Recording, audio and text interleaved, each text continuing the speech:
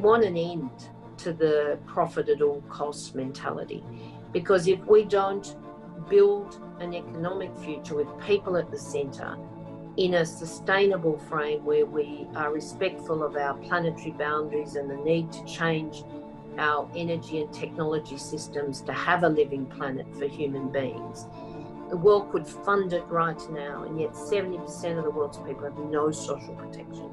That's respectful of public services and not simply trying to make profit off them. I believe it is very important for countries to recognize that, you know, there are some essential services that need to be provided in terms of healthcare, in terms of education, in terms of good governance, in terms of social security, social safety, that, you know, cannot be compromised on. This is a virus that doesn't respect borders. It crosses borders, and as long as it is in full strength in any part of the world, it's affecting everybody else.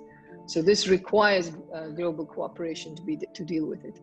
Countries, they have to find ways of raising revenues, and you know, progressive taxation could be one form of it. We talked about solidarity tax that may be needed in some countries.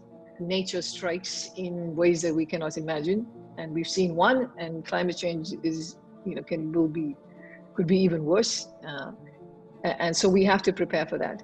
But the question is, how do we get a much more planet-friendly way of doing economic activity? What is needed, of course, is to ramp up production of alternative forms of energy.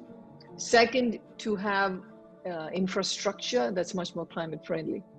And in both these measures, the public sector can play a very big role. We set up a new world order after World War II.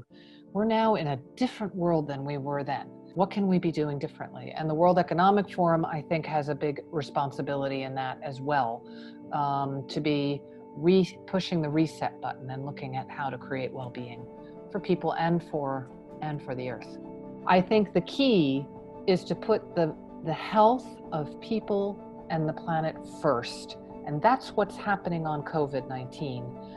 And that's what has not yet happened on climate change in many cases, because the fossil fuel interests and the large industrial farming interests, they want to keep things the way that they are. There's big vested interests that want their health to come before people's health and the planet's health.